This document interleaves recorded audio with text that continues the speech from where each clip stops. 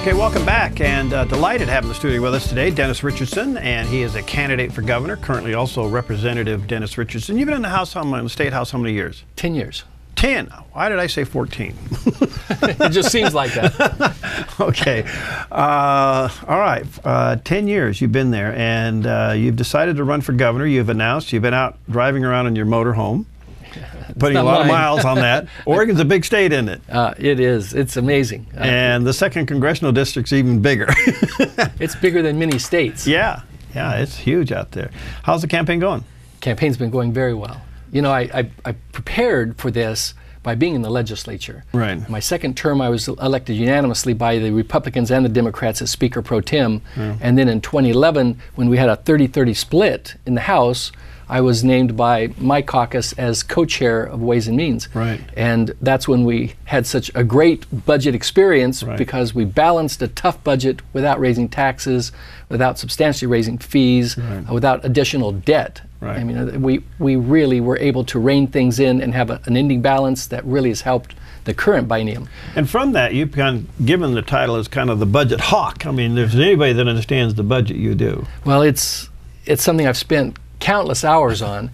And what's important from the experience I had in the legislature is that it's prepared me to run the state. I mean, the governor is the CEO of the state. He's the head of the executive branch. And in the legislative branch, you debate. Well, the executive branch is supposed to execute. But it's time for us no longer to have a governor who is a manager of a bureaucracy, and have one who can have vision for where we want the state to be in 5, 10, 15, 20 years. I mean, what's the legacy? I mean, currently it's about dependency, right? Are you eligible for this program?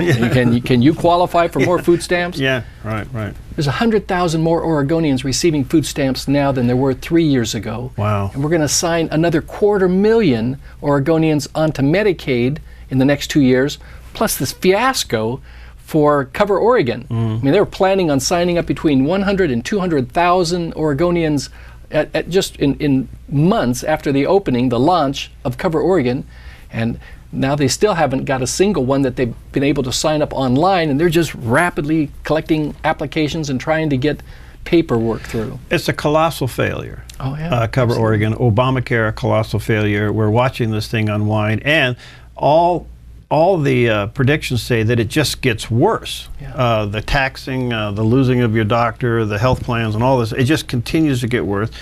In today's paper, it said that the Cover Oregon spent $8 million on that stupid television ad. They finally decided it wasn't working. They pulled it. And how much money do we get from the feds on that? Well, the whole federal contribution is like $240 million. Which is, I mean, this is half of what the federal government spent on the national one, and this is just our state. They spent over $20 million on advertising.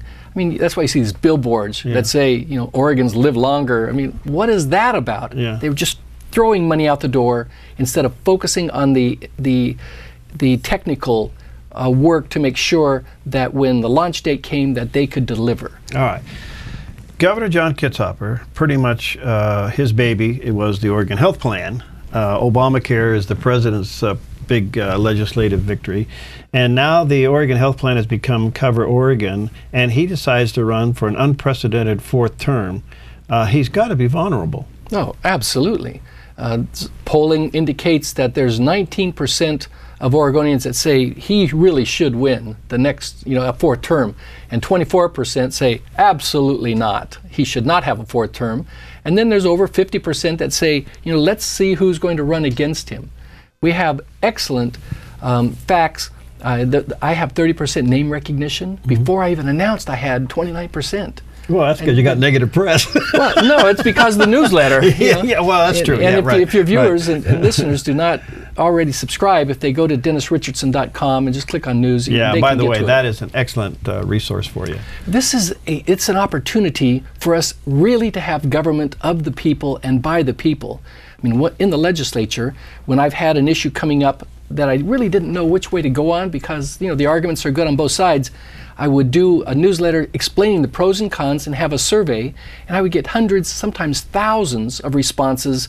Our team would go through them, and I would gain from the people understanding about issues that I just wouldn't have had otherwise, and it's helped me to represent the people all over the state, even while I was in the legislature.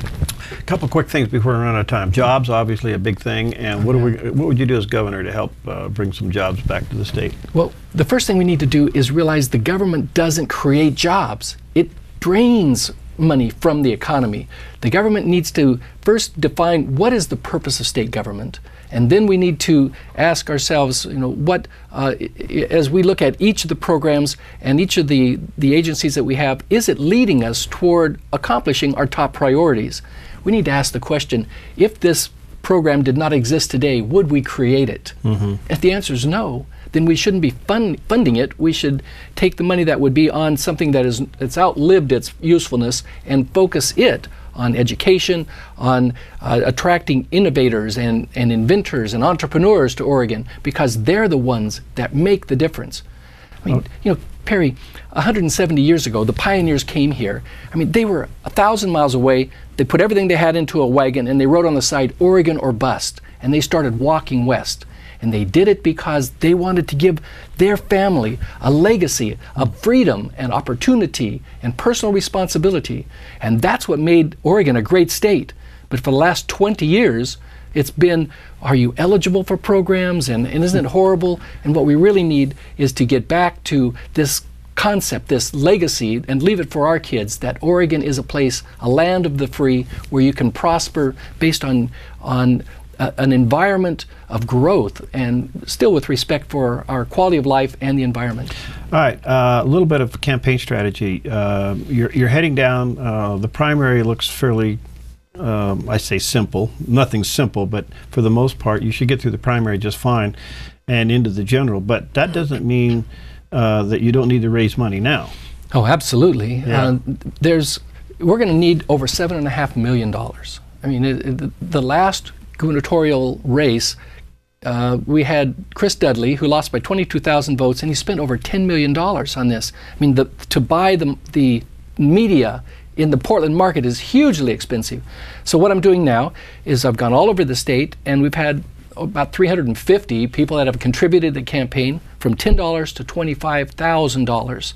And I've just put in $10,000 from savings.